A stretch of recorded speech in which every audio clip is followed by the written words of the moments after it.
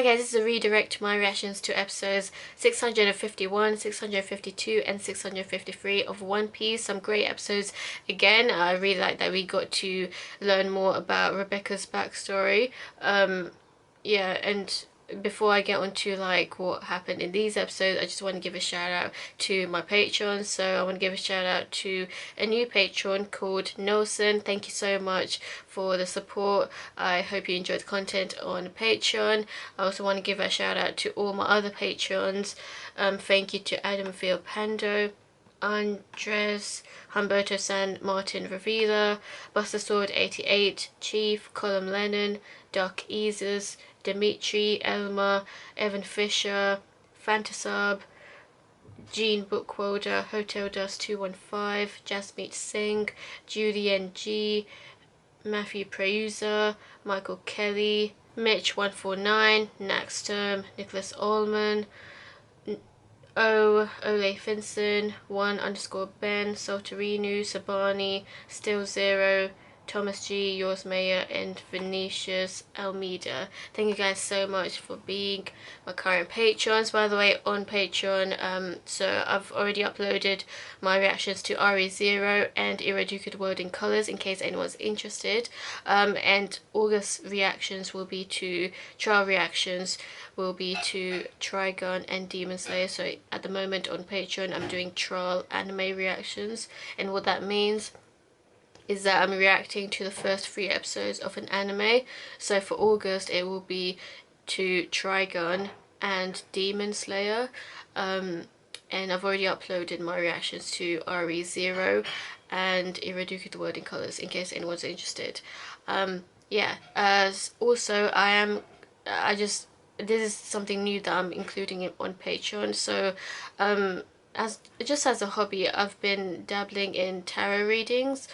So I can basically predict things using the tarot cards. So at the moment I'm doing these next month's prediction type of readings on Patreon, and this is for like any pledge that's given. So I've already uploaded 2 next month's predictions. Basically it's a monthly thing. It's just a once a month video tarot reading that I do, and it's basically in the style of a pick a card tarot reading. So basically you pick a card, you pick a pile of cards, and that pile of cards should foretell what will happen in the following month. So here are my tarot cards. This is just one set. This is my favourite set of tarot cards to use, and this is the Mystical Manga tarot cards. Yeah, I'm just thinking of like how to incorporate more tarot readings into Patreon. So Patreon has a new feature now where they include these image galleries. I already have like a Facebook page where I upload the actual video tarot readings, and the video tarot readings are the once a month next month's prediction type of readings. So if you haven't already, then you can check those videos out. It's once a month though, so because I started in July, I did one for July and I did one for June and I did one for July, so that's available for you guys. So you can check out what may happen in the month of August. So yeah, okay.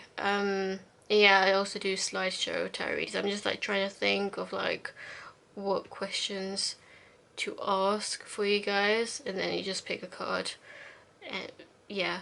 Anyway, let's go on to these episodes. Okay, so firstly we learnt about Rebecca's tragic backstory, about how she lost her mother, about how her village was attacked by apparently the King Riku army.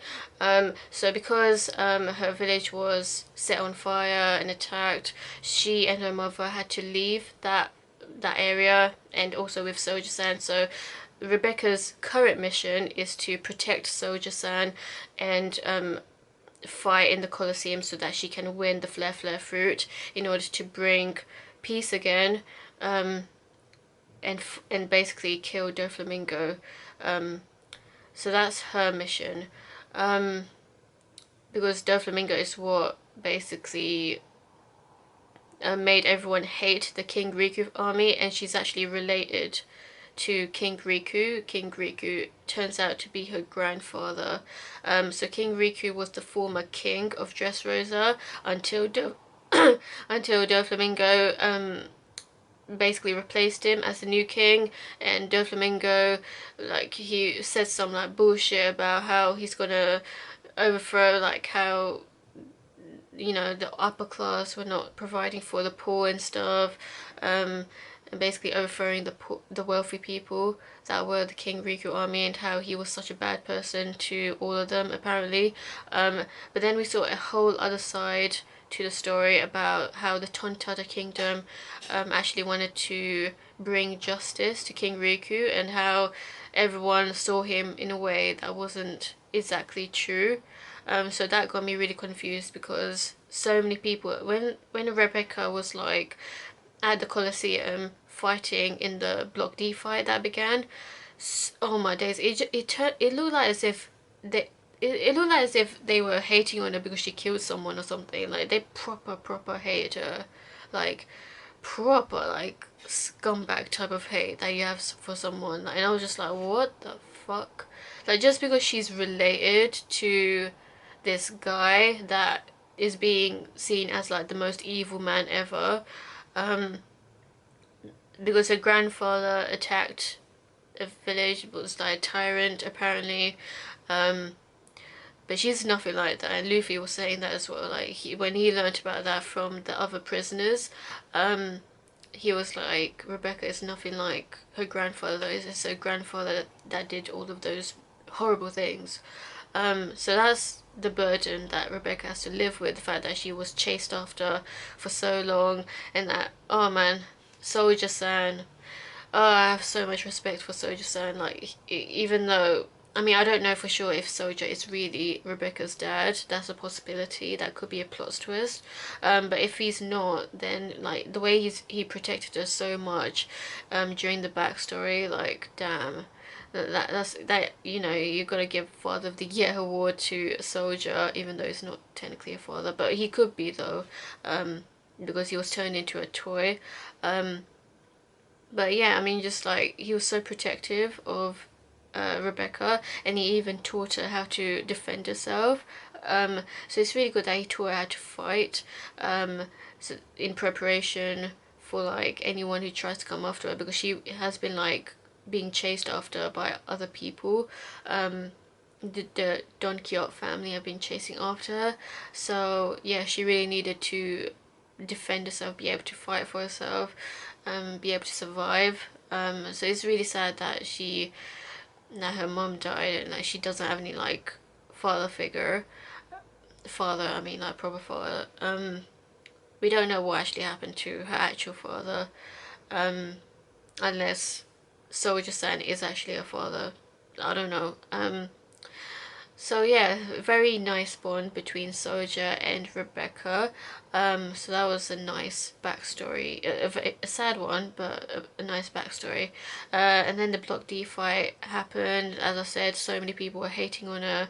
The whole entire crowd hated on her. Then Cavendish came and actually backed up Rebecca, and I was like, whoa, he actually supported her. And then the whole entire crowd just flipped their opinion, and I was just like, what? How can you change your opinion so damn easily? Like, just because Cavendish was like, oh, you need to support Rebecca, and like, and then they changed their opinion so quickly because he's so damn popular and charismatic. Anyway, so the Block D fight began, and Rebecca actually did really well. Like, she dodged so much, and she was so outnumbered. Like, 5 guys were like coming after her at once, and I was just like, how is this fair, man? That's cowardice actually, because like, because you know, it's 5 against 1, and that's not even a fair fight. But she actually did well. She actually dodged all of the attacks, and then some of them went to the pool, so they automatically got disqualified. And then yeah, and then some of them were like hitting each other because she was like dodging the attacks. But yeah, I mean, like, it's not all about strength. kind of what she's like proving in the fight, because she doesn't look like the strongest person ever, just like in terms of like, you know, she's not like the bulky type, so that's why I was a bit worried. But in terms of actual like tactics, like her tactic seems to be like to dodge their attacks so far, and block. But yeah, meanwhile, Doflamingo is like proper trying to kill Law. Man, that got me so mad. Law, oh man, I felt so bad for Law because he was so like caught in this fight, and there were these two people that are like extremely strong people coming after him. So it's Doflamingo and Fujitora. Fujitora just wants to arrest him. He's not actually there to kill him, but Doflamingo actually wants to kill him, and Doflamingo almost killed him until Fujitora came in to save Law, because Fujitora needs to arrest him, so he can't let Doflamingo kill him. So that's what happened. And then Doflamingo was talking about how there's a complication. Oh my days, the revelation, he said. So I already guessed that he was part of the Celestial Dragon family, but the whole history, he said.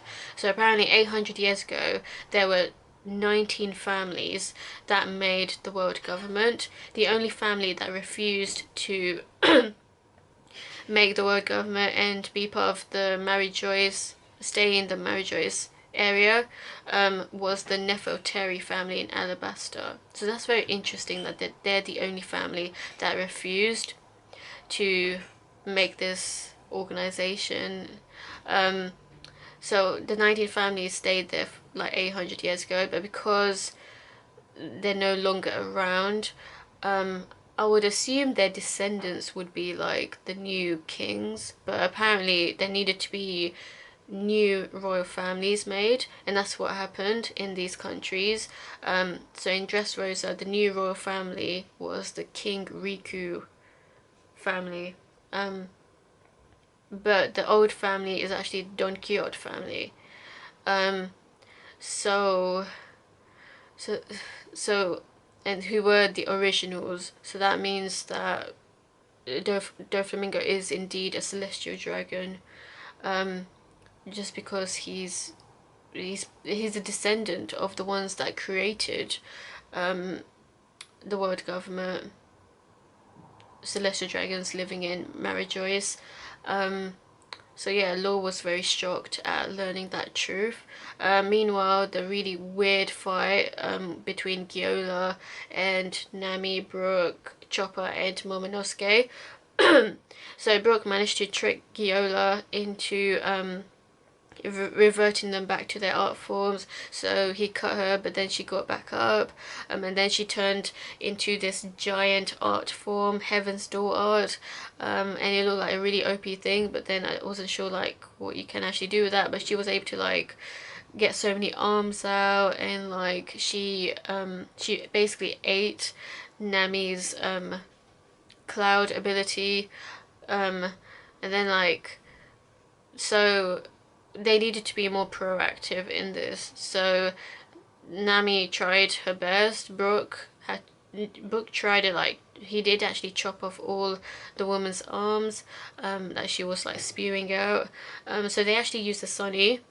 And the Sunny has this gown cannon, and man, Frankie is amazing. Like, he made Sunny so OP. Like, he made Sunny like really tactical and just like very on the offensive rather than just the defensive. So you know, he really made Sunny very much an upgrade, with all these like cannons and weapons installed into it. So it's a good thing that they have that, otherwise they would have been doomed. But I mean, GIOLLA is still like, even after that, even after they broke away from that whole art scenery, they still have to fight GIOLLA again. So, oh yeah, and they did defeat her because Momonosuke hit her on the head with a bat, and that's how it ended. It seems. I don't know if she's gonna come back from that, but yeah, it seemed like Nami electrocuted her at the end actually. Yeah. Yeah, that's what happened. So the Law and Doflamingo fight is still going on. A lot of different things are going on, but it seems that the Tontata Kingdom actually want to bring justice to the King Riku army. Um, so I don't think it's not all as it seems. They're making out like he was a very, very bad person, but I think Doflamingo just twisted everything, actually. So, but we'll see. Anyway, what you think of these episodes? Let me know and stay tuned for more.